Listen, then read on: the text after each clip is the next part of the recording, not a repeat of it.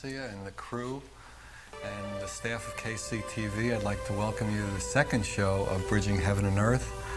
I'd like to thank everyone who called and congratulated us on the first show. We were really pleased and happy that we got through it and everything worked out. And we want to thank you for your input on it, and most of it was positive, and we'd like other input if possible. Whenever you have any questions or comments, please call. Tonight we have a really interesting show with Carol Gurney, who's an animal communicator, and she brought her dog Jessie with us, who's now resting, and you'll see him later. And we have some interesting videos and some beautiful music, and we have some videos of Carol swimming with the dolphins. And she has some information from us that the dolphins communicated to humankind through her. So that should be really interesting. I think it's a beautiful message. I've heard part of it. I'd also like to remind you that if for some reason you can't watch the whole show tonight for whatever reason, whatever emergency comes up, it's also broadcast on Saturdays. Tonight's Thursday night. This is live, and it's also on Saturday at 12:30 in the afternoon, so if you miss any of it, I can't imagine why anybody would, but if it happens, you can catch the whole show then. Also, I'd like to start the show now with Stancia, my co-host, doing an invocation for the show and a short meditation, hopefully to bring us into a quiet vibration and a beautiful vibration in which we can really experience something this show. So, Stancia? Thank you. So invocations are a way to call to the higher dimensions, to call to the beings of light, the angels and the masters of light on the higher dimensions, and also for ourselves to call to our higher identities and to connect. And invocations bring power to people. They also make changes. So it's one tool that all of us can use, all the humans can use, all of us who live on the third dimension. We can use this tool to make changes, to change the atmosphere, to change our heart space, to change our world. And what we are doing is calling forth from where we are in the third dimension to the higher realms to come in and flood us, to light us with higher love and higher light, which is so needed on the earth. So we take this time to open our hearts and call forth to the angel kingdoms, calling for the protection of Archangel Michael to remove all fears and doubts, calling for the light of Gabriel, the resurrecting powers to resurrect ourselves into our divine selves. We call forth to Archangel Raphael for the healing to take place for the humans and for the animals and for the earth. And we call to the Ascended Masters also, those beings of light who overlight us and work with us and teach us and will be our friends and our guides if we call to them. And tonight, it's kind of a special night. And so I would like to make a call now to the whales and the dolphins who live in the oceans around Santa Barbara, to those great beings, those great creatures that hold the memory of Earth. They are the oldest, perhaps the wisest ones on the planet. And they also have a great service to all of us. The whales hold, in their song, they hold intact the biosphere of the earth. And the dolphins have work that has a lot to do with maintaining the food chain. And so we open our hearts and salute the great ones in the oceans, asking for you to sing your song to us, to take a look upon the shore and notice us standing there watching you, to teach us to come into our meditations, to come into our dreams at night, to help us. And we also call to all the animals, all the pets, the dogs and cats, the horses, the birds, all the beautiful beings in the animal kingdom and ask to be linked up. Angel kingdom, human kingdom, and animal kingdom. Let these energies come now into your heart, into this room, into the studio, into your homes. Link up with your animals in your homes and open the heart. And maybe we can all just step into that open heart, go inside, and enter into meditation the way you enter in. Maybe taking a deep breath and just relaxing the body, letting the energies flow. Moving into the silent sanctuary now.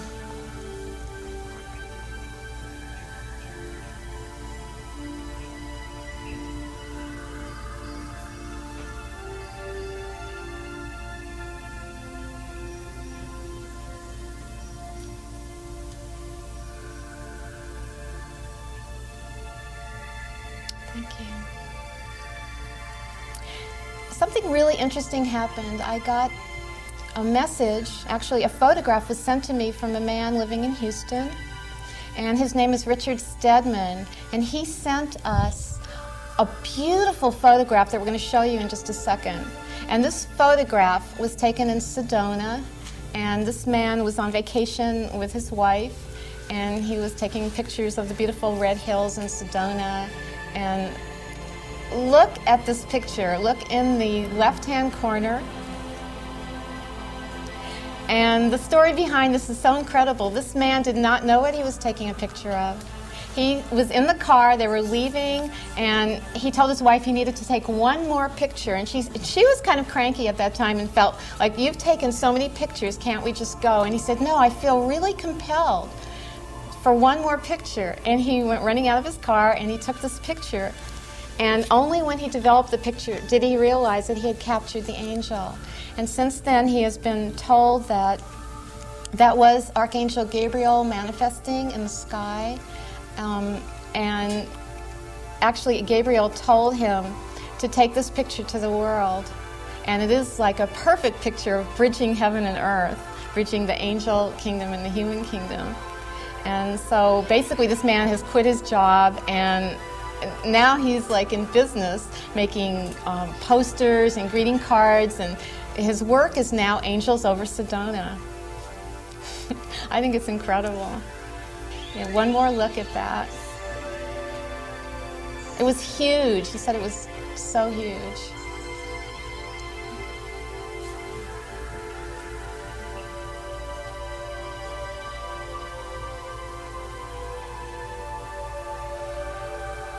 Isn't that incredible?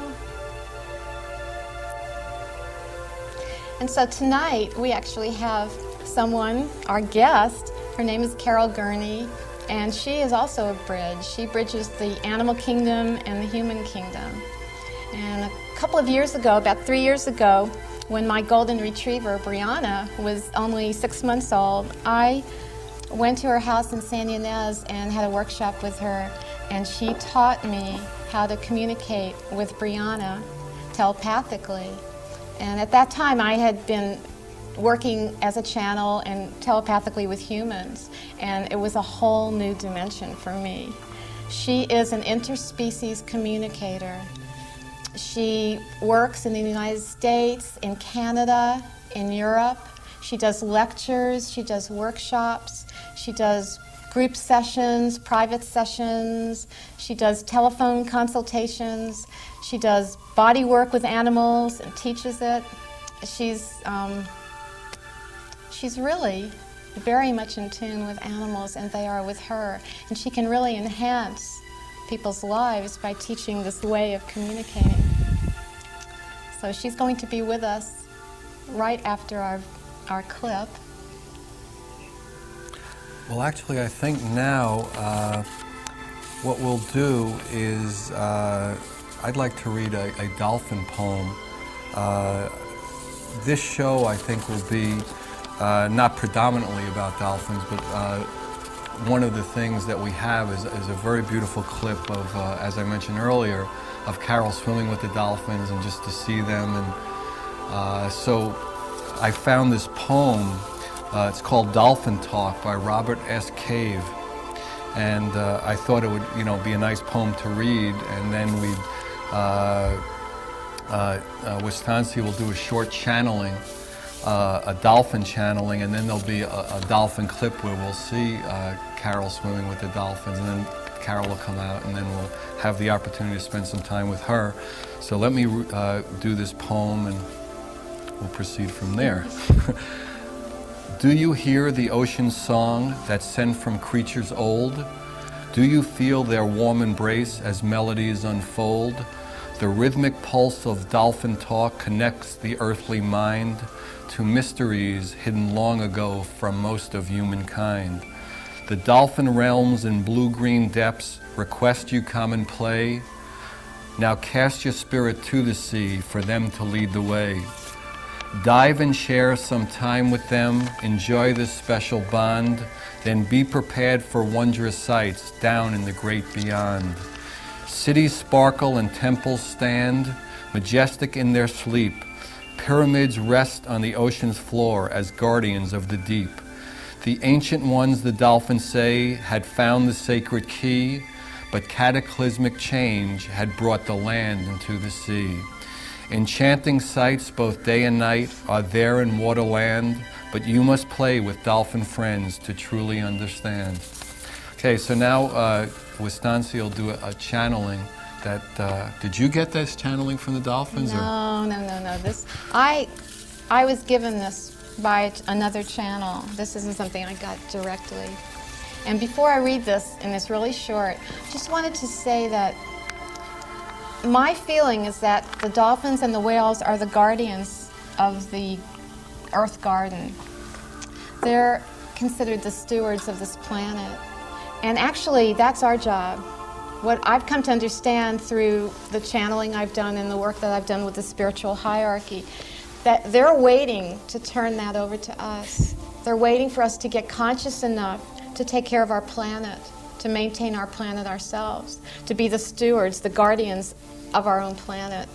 And in the absence of our consciousness, you might say, they are doing this for us. They once were on the land, they chose to be in the water, and they are looking forward to the day when we will both work together. We will work hand in hand, or however, fin to fin, or however you put it with them, to take care of Earth.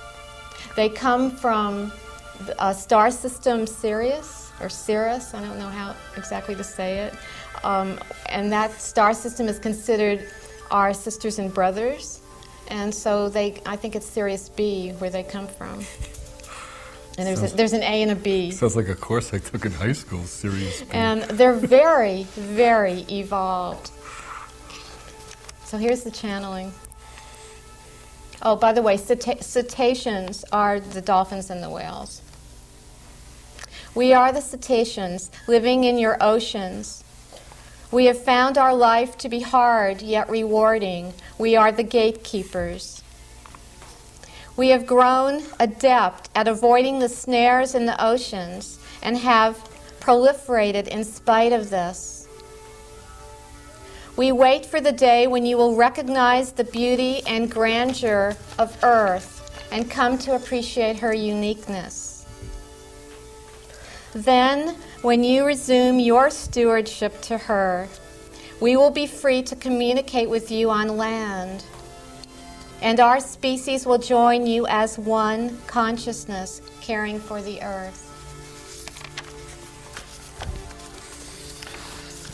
Okay, so as I've said on numerous occasions, we do have a beautiful clip with some extraordinary music behind it that we put behind it. I think, is the music from Michael Hammer?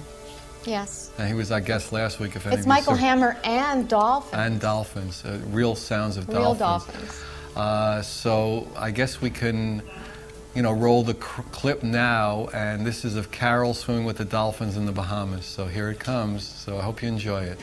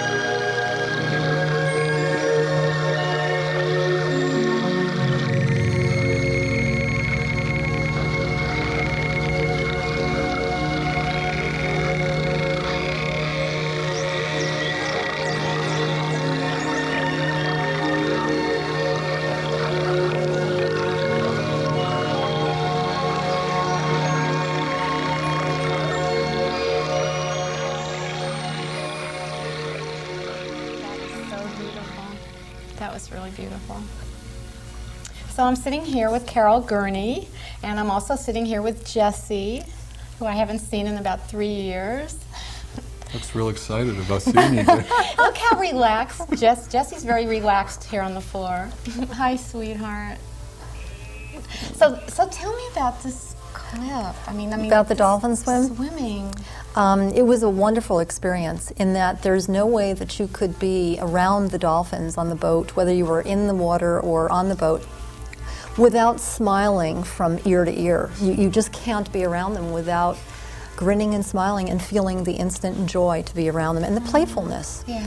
And they did have some messages, and what they had told us was to really, it was all about family, about each one of us. They were very grateful for us being out there to really spend time with them, but they wanted us to really go back and to greet each other and see each other as humans with the same joy and with the same beauty. They didn't want us to leave without doing that with each other. They asked that we swim in formation, and as often as possible that we would link hand to hand and join in a circle. Like you were doing. And at the end, you saw the clip? That. Yeah, absolutely. That we would join hands and then link up heart to heart and just really see the beauty in each other. And then they also said that to go home and look at each of your animals at home, your dogs, your cats, the birds, etc., as though they were the dolphins, with the same amount of joy and jubilation. And so not to leave that out in the seas. So it was very much about being a family again as humans. So it was quite exciting. What was it like to actually swim next to they're big, aren't they? They're bigger than we Well, think, right? we swam with the wild spotted dolphins, which are smaller. The first time that I went there, it was my first time snorkeling ever, first time in an ocean. Really? I had to jump off the boat. Oh my God. You didn't have tanks? You weren't I scuba? didn't know, we didn't scuba, we just snorkeled. Oh, so you were right on top. Right on top. So they almost had to come to you. They did. Yeah, right. But the captain would see them and say, dolphins, and everybody would get their swimsuits on and get their gear on, and then we would jump overboard. And basically, I was quite fearful. I was going to say, it's a good thing you knew the difference between sharks and dolphins. In the ocean, etc. So I had a friend of mine come, and so I was gripping her hand, and she was taking me around. I can relate. But when they got close, it was just I found myself making noises to them and kind of singing to them, and then I started pulling her along. The rest of the time I was there, the seas were very, very rough. So it was scary for me at the end of the trip, but all in all, it was wonderful. You know, my daughter was deep diving 100 feet down in Maui, and she said that the experience of going down with whales, I mean, there were whales above her, all on all sides, everywhere. She said it was the most silent time she'd ever experienced in her life. They were singing. Yeah. Whale song was all down there, but she said it brought her into her heart. She said it was the deepest spiritual experience she'd ever had. Yeah. Was being surrounded by whales and having them sing. Well, it does when you're in that energy. It makes you just smile, but then also as you go home, if there is anything that's blocking you from your joy, I tell you, it will come up. Things will come up so that you will clear out those things that are blocking you to really have that energy and carry that energy so that you can see each other's beauty, but also your own and appreciate who you are. So the dolphins have a wonderful message, but they really want us to take it home and see each other as we see them. So yeah, you should go next time. I'd love to swim with the dolphin. So you actually coordinate dolphin swims? I didn't coordinate it. I was asked to go on this. It was the Yeah. Dolphin Swim Project that's held every year by a woman down in the Bahamas, and she works out of Santa Fe. She coordinates the trips yearly, so she has them constantly. Were you the only the communicator? Yes, I was one communicator, and then the second trip there was another animal communicator that would help the people on board get further in touch with the animals. When you say they communicate with you, how do you get the communication? How do animals communicate to us telepathically through pictures. We may see a scene, we may get words, or a feeling. You may go up to a dog or a horse or a cat, whatever, and if your mood begins to change and all of a sudden you may feel frustrated or just sad, why did your mood change? It's perhaps that animal is sad about something. So they communicate in all different ways. But you get more specific messages. So how do they come to you and like, in other words? Well, yeah. What animals do, it's a thought. They send you a thought, which you get really fast telepathically, and then you have to put words to best describe what the thought was that you received. Is it a thought in words or more a thought in feelings kind of? Both. Both. Both. So you could get a whole sentence in your head kind of. Absolutely, absolutely. And the neat thing about this is that everybody already does this. People that are really sensitive to animals already telepathically communicate, but they just don't know that they're doing it. Right, they don't call it that. Well, they right. don't know it. An Right. example of that, I was at a ranch recently, and the woman was down at the riding arena, and I was standing there, and the horse came by, and he looked at me and telepathically said to me, "Why isn't my person riding me? I want her to ride me." The woman was having the trainer ride her horse, and so I told him back telepathically, "I don't know, but I'll find out." Later on, we talked, and she said to me, "You know, Carol, I wonder why I'm still having my trainer ride my horse. I think I'm going to start riding him again." And I said, "Cheryl, I bet you think that that's your thought." And she said, "Well, who else could it be, Carol?" I said, "But it's not your thought." I said, "It's your animal's thought. He sent that to you telepathically. You think it's just your thought." But he told me the same thing. What happens is we think it's us, our thought, because here's a person that's sensitive. You have an opening, and the animal's sending their thought, and it does this. It hooks in with their thought, and it becomes your thought at that flash. So a lot of people think that they're making it up because it feels like you're talking to yourself, Right. but indeed you're not. And what convinces people or proves it to people is the validation. When you begin to ask animals that you've never seen before, you don't know much about, and if you can ask them specific questions like, what are your favorite activities? Where's your favorite place in the home? Who's your best friend? What are your dislikes? And you can get those messages that can be validated by that person. That's the proof that you need. What do cats say about why they won't eat anything? Why they won't eat anything if Yeah, they're they're not? so finicky all the That's a time. good What question. is their opinion on that matter? But there's so many. There's no one answer. They may not like the food, or there may be something going on with them physically. I think they want natural. They want you to cook for them. They want natural foods or something. Yeah, as So natural I haven't as found possible. one that eats anything more They're than not a happy couple with of the days. cans. So I've discovered lots of things that the animals are trying to teach us, and one of the most important things that I've learned from them is they want to teach us how to love ourselves the way they love us. They're our greatest role models, and they show that to us every single day of their lives, and they just want us to get it. So that sometimes they'll sit and they go, "Why doesn't she love herself?" Or "Why doesn't he love herself? Why doesn't he appreciate himself?" And they show that over and over again. And that's the greatest gift we can give our animals, is really to heal ourselves, to really be accountable for ourselves, to be responsible, and to get more in touch with our feelings. I mean, how did you get started? I mean, were you like a little girl and all of a sudden dogs were barking and you were going, No, it didn't happen that way. It didn't happen until very late in my life, actually. And this is very interesting for your audience, is that my veterinarian is the one who introduced me to the whole subject. Oh, really? I had a cat that was displaying unusual behavior, and so I took my cat in to be checked, and he said, "Carol, there's nothing physically going on, but I think your cat, there's something going on emotionally." Sad. So he's the one that said there are people that communicate with animals and that I should look one of them up, which I did. That got me involved with the whole subject. And what I basically did was I started practicing. And I decided to take a year off and do some research and find out, what did the animals want me to teach? What was I supposed to do with this? And there was one particular case history that really taught me a lot about what I do with animals and people. The one dog would attack people if the woman was present in the room. If she took the dog to the veterinarian, if the vet was there with her, they would have to muzzle the dog. But if she left the room, the vet could take the muzzle off and the dog was absolutely fine. So what they did was to ask me, because they thought, Carol, we're adopting a baby, we're concerned. Would anything happen? Would they attack the baby? Yeah. So I asked the dog, and the dog couldn't tell me anything. There was absolutely no response. And I asked again, and I didn't get anything but a little bit of fear. So I told her, I said, I don't know what's going on, but can we talk about your life, what's going on? And what I discovered was that they didn't do very much socially. They went to their parents' house and came back, and that was it. And I said, well, do you go out socially? Well, no, not much. And what we She and the dog, or discovered, she and her husband? she and her husband, and she by herself, Who was dating who at this? didn't go out socially. Right. So she a was lot. always there. Always alone, and wasn't comfortable with people. And I said, well, why aren't you comfortable? I have Her a feeling fear. that I'm going to get attacked by people. Ah, And all of a sudden the light bulb Dogs went on, and she picking said, up on it. this isn't, right. it's not the dog, it's Right. me.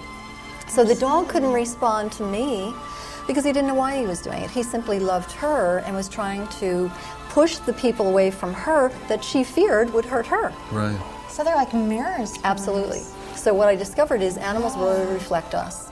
That's why they start to look like the owner. Don't they? do look Don't like they? They it. have these contests? do. Absolutely. Right. Absolutely. It's really, a lot of people don't think that animals think. You know what I mean? I mean, I've heard that. I've heard they don't see in color, they don't have thoughts. It's so amazing. I was reading in this one book that animals do and have committed suicide from being so sad. And what that told me, I mean, the subject maybe isn't my favorite subject, but what it told me was, I mean, it's such a proof that they're really thinking about what's going on. And they have, like, the whole chakra system. They're Absolutely. spiritual beings, just like we are, and people forget that. They have auras. Absolutely. In fact, they're probably more tuned in to those other levels than a lot They of are people because they're more in the moment. Yeah. And they live unconditional love where we as human beings are trying to get there. But they live it. Some of them, those who haven't been abused and are not in a survival mode. I mean, are But- some animals smarter than others, or more in tune, or more? Some are more in tune depending species? on what their experiences have been. But how about a species? Is it like the dolphins more? I would say the dolphins are Advanced. probably more evolved, but yet they didn't want us to think that their dogs or your cats at home are not as evolved and spiritual and just have just as much to teach you, if not more. I really love Right, that. by being with you as a partnership in your own home. I really love that they don't want to be put on a pedestal, because I know they are really grand beings, giant beings. They've carried the earth, like, Absolutely. on their backs. Well, but, yeah. But yet they want us to love, our doggies and kitties and everybody, everyone. In fact, I think we're about ready for a clip on a little bird clip that I wanted to show. It's really sweet, because even the bird. Can you talk to birds? Yes. She talks to birds. So anyway, this is a sweet little bird that fell out of a nest at my house, and I held this bird for 5 hours trying to talk to the bird, trying to figure out what to do. This bird could not fly. It was perfectly healthy, but just couldn't fly. And so I finally hooked the bird up with somebody else, and I don't know what's happening with the clip, but this Oh little wait, bird. at the beginning of the clip is the swallows. That Yeah. Right, it's their nests and. Right, the little one fell out of the nest, and I had this incredible experience, of 5 hours. I meditated with the bird. The bird totally trusted me. I told my dog about the bird, and my dog came and actually put her head in my lap and was licking the little bird, and we were trying to find a nest, or some way that we could get this little bird home. I even took the little bird out on my balcony, and I actually tried to teach this little bird how to fly. There's also a scene in there where Wistancia's cat wants to communicate with the bird. Let me put it in its own way, In a real primitive way. in a real earthly, primitive way. He wanted to express this experience of the bird. Along the food chain. So yeah, he wanted to deal with the food chain experience. Okay, so maybe we'll see it now. Here it comes. Here we go. So that's the actual.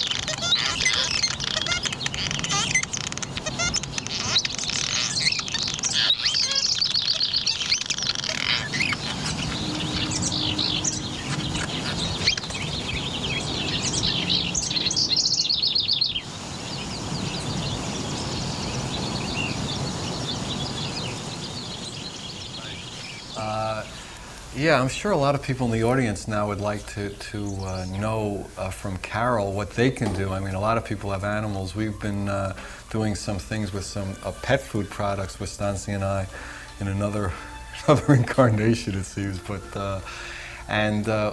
it's enormous how many people have, how many families and people have cats and dogs and all other kinds of animals. I mean, the pet industry and people just caring about their pets is enormous. So could you tell people what, how they could respond to their pets in a more conscious way, in a more loving and communicative way? Yeah, I would really suggest that in the morning when people are waking up to close your eyes, get in a meditative state, take lots of deep breaths, and allow your animals to be around you. And then if they would sink down into their heart center and just focus, just allow yourself to be with your animal. What would it be like to be with your dog, your cat, your horse, or your bird in total silence? And really just see how it feels to be with them. And then after you do that, is pose a question to them. How did they feel about where they used to live, or how do they feel about the other animals in your household? When you ask the question, you just imagine that it's going out from your heart onto the animal, and then what you do is you just sit there quietly and wait. You may see a scene, you may get a picture, you may get feelings, you may get words. But the first thing always is to ask them, are you willing to communicate with me? They may not want to that day, but so ask them first. The best thing to do is practice with people's animals that you don't know, because that's where you can get your validation. And ask them things such as, what are your favorite activities? What are your dislikes? What's your best place in the house? What's your relationship like with the other animals? Things of that nature. And hopefully we'll be able to do that a little bit with the audience here in a little bit, and see how they can get some information with Jessie. The other thing that I would encourage people to do is learn their language. It's not difficult. We all did this. We're born with the ability. It's not just a gift that I have, it's just that I have practiced. And to know that the main skill is to quiet the mind, because we process 40,000 thoughts a day. That's a whole lot of thinking. I thought you were going to say a minute. Really, I was... You were up to 40,000. Right, I was up 40,000 a minute, and I was holding, if you only do 40,000 a day, you're quiet. And I guarantee you're quiet. With that kind of talking in our mind, when an animal tries to ring us up, if we were to compare ourselves to a telephone, if they were to ring us up, they would get a busy signal. Right. So our job is to get off the line. How many do they do a day? Less, much less. Well, you do less than me, so they do less than you. Maybe that's why you couldn't communicate with them. So that's the main thing, is just learn how to be quiet and still. Yeah. And we human beings have a real tough time doing that. It's real challenging for us, because we really should be called human doers rather than human beings. Busyness. So, but we need to learn that for ourselves as well. Yeah. And I would ask them to give their animals a job. Give them a responsibility to do in the household. Animals love to have something to do. If your dog loves to work with children, loves children, ask your dog to take care of the kids when they're in the backyard. Feed themselves. Open it. Right, open the can. The other thing is to give your animal information. If you're taking your animal to the vet, tell them what's happening. Tell them that they're going to be left overnight. Right. It's real important that they have information so that they know what's happening. If you're going on vacation, tell them when, and then picture yourself coming through the door, really happy to see them again, so that they concentrate on your coming back versus your leaving. I always tell Brianna I'll be right back. And I actually, because you taught me this, actually send out a picture of me walking into my car and going down the hill, and then the car coming back up the hill. But I always say right back, even if it's 6 hours. You can say 6 hours then. You can say do 6 time. hours? Absolutely. Okay. Absolutely, that would be wonderful. Put a little watch on her. Little alarm clock. Hey, Mom's due back. She's late. She's always waiting. That's great. So should we give it a try with the audience? Yeah, let's do it. Yeah, and we have a mic over there. We could try it. We haven't done it before, but this is experimental television. Might as well go for it. Anybody have any questions over there? There's a mic there. Well, what we'll do, let's just take a couple Carol of seconds to get us quiet mentally, because we have to quiet ourselves in our mind. So if we can just take a couple of deep breaths, just allowing all of the thoughts of yesterday, today, and tomorrow to just drift on by. And just allowing ourselves to breathe deeply into our bodies. And if we feel any tension in our neck or shoulder, just breathe into that area and let it go.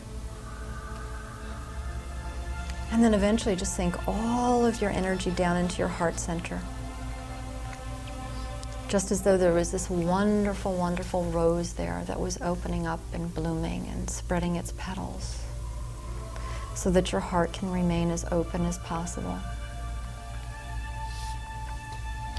And then what it's like is that you're reaching out from your heart to Jessie and just allowing yourselves to blend with her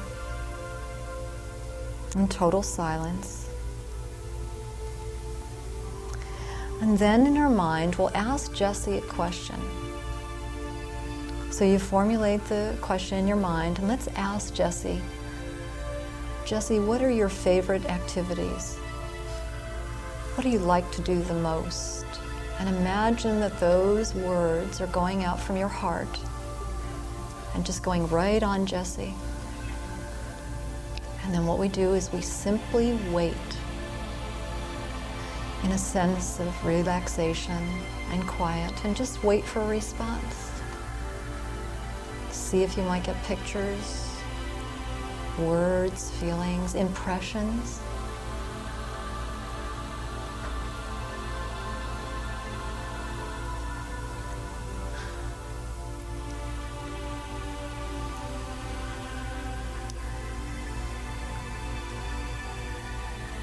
And then when if anybody has gotten a message,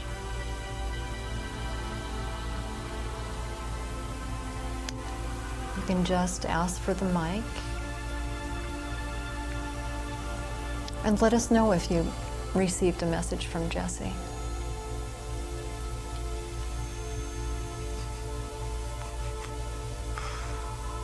And to know that this isn't a test, it's just an experience. One of joy. Anybody get anything from Jessie? Okay, yeah. She communicated to me that she likes to be very active outdoors. She likes to run, she likes to chase things, she likes things where she runs uphill. And as kind of an afterthought, it seemed to be that this is partly therapy because she's kind of high-strung and nervous sometimes. And this helps her kind of work it off and get relaxed. Okay. Not now. Okay, right. Doesn't seem She's too in the middle of a lot hyperactive of at good the moment. vibrations right now. Very good, very good. That's excellent. Jessie, I live on a hill. I have horse property. And Jessie, one of her favorite activities is to run. And she runs all over the property, guarding the property, and absolutely enjoys that and chases the rabbits and squirrels. She doesn't catch them, but she does chase them on the property. Excellent. Did you see that? Was that a picture that you got? The first part of it, the actual activity, was a picture. Okay. The reason why she likes that kind of came in words. Okay. Good, good, excellent. And you can get a combination. You can get words, pictures, feelings, etc. Anybody else get anything from Jessie? Yeah. Does Jessie have to be awake for? No, animals don't. You don't have to have eye contact, but you do, because Jessie has done so many workshops with me, I know she's willing to communicate.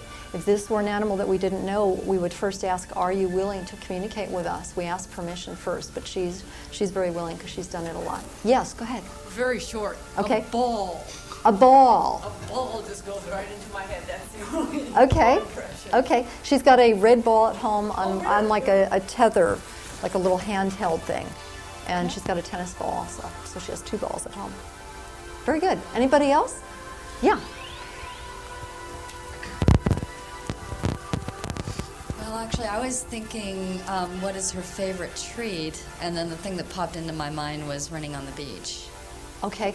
That's really interesting. I've taken her to the beach twice, and it's something that we don't do a lot.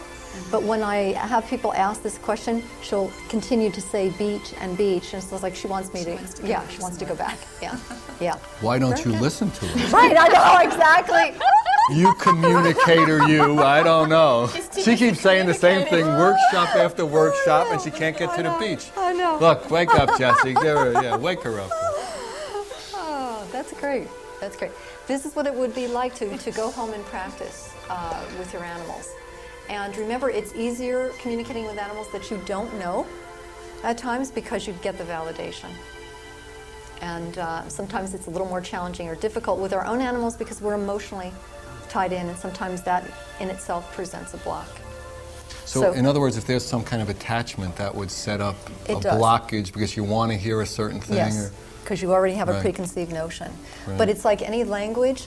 Learning telepathy is like learning Spanish or Italian or French, and what it demands from us is practice. You can't possibly take one Spanish class and speak Right. fluently. This is something that you need to build on year after Do year. predators, I mean, you know, the predator and the prey, do they talk to each other?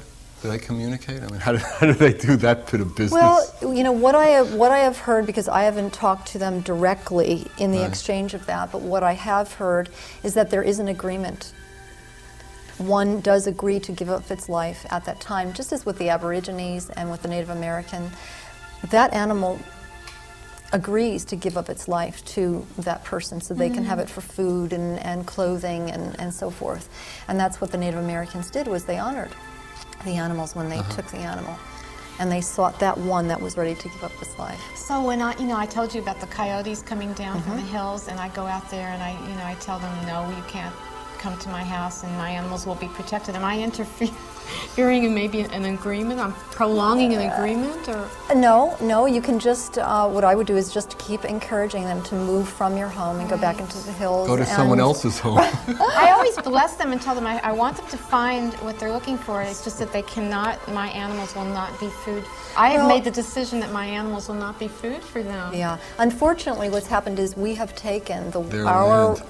their land. We have taken away their supermarkets. Right. So what's happening? They are coming Bless you. from the hills, the mountain lions that are coming down, the bears, and so forth. I mean, they want to live just as much as we do. I know. And so we just need to be conscious again of what we're doing. Of that, then when we bulldoze that land, we're really taking away their land of animals that we don't even see that are underneath the earth, and we need to pay attention to that. You know, that's a serious issue. Yeah, if we experience them more as brothers and sisters on the Absolutely. planet, we would be less apt to be tearing things up the way we do. Absolutely, yeah. And that's when we're going to get back to the wholeness again, the wholeness the of being who oneness. we. Yeah, exactly. To be real conscious of that. Yeah. Animals are already in the oneness, aren't they? Absolutely. They're very much. I mean, there is such a big push right now with animals, people getting back to nature, people doing the telepathy with animals, because they do represent our spirituality. They've been waiting for such a long time for us to recognize the earth as a living being, you know, to recognize nature, because we cannot live without nature. Nature can live without us. Right. So we really need to get back to, and the animals are holding that vibration and energy for us to once again say, hey, it's like a big wake-up call for us, you know? So you find your workshops that you give more populated now, more and more people are interested, and more demand. Absolutely. The workshops, people know that they can do this, and when they get the encouragement and the validation at the workshop, you can take something that you can't see or feel and touch and make it real for them. You know, when they get the things that they do from Jessie or my horse or whatever, it's just like, oh my God, I can really do this. But again, what you need to do is practice with it. And what's wonderful is that we'll actually be doing a workshop up in Santa Barbara come August 20th. Great. And so we have this Is that all over. just one day or a weekend? That's a one-day workshop, but we also have a training program for people who want to do this professionally or who want to go beyond that and find out about lost animals, about the issue of death and dying. How do you communicate with an animal that's not here in the room? And that's what I do. I communicate with Yeah, you animals can all over do the United that. States and Europe. Yeah. She works over the phone, you know. Long distance, yeah. And also the body work. That's something I'm kind of interested in. The body work is wonderful. It kind of goes hand in hand, especially with people who have horses who are athletes, knowing that with athletes, you know, their bodies need help. Their muscles, their structural makeup, they need assistance, you know, to keep them in shape and so forth for better performance. So we have workshops teaching people that, and that's actually coming up this week, the 12th and 13th of July at my home. It's in Agora. It's in Agora. You can find out about their chakra system, how to feel their energy, where the energy is stagnant and not moving, Great. where their points of discomfort are, and how to help them. Okay, well, thank you for all this information. Thank It's you. pretty incredible. You're welcome. Thank you for inviting me to Thank be you, here Jessie. with Jessie. Yeah, thank you, Jesse. Jesse, We can all thank Jessie. Jesse's a Right. little camera shy, so. All right, well, I'd like to, certainly thank Carol for coming, and I hope you enjoyed it. And, if you have any questions about, anything we talked about tonight, I mean, you can call. I'm the co-producer, so, you call me, and the number will scroll by at the end of the show. And if, there's any information you'd like, I certainly would give it to you about Carol's workshops or anything that you've seen in this show or the show last week, or any comments you have at all. Next week we have an interesting show. It's Robert Williams, who's been a spiritual seeker and a teacher for a long time and does healing through subliminal music. And so that should be interesting. We have some beautiful videos and some nice music also with that. So, and again, it should be a really nice show. And then tentatively I heard today that in 2 weeks from tonight, we have the Carlos Castaneda's people who are teaching different movements. They're called Shakmuls, which means guardians.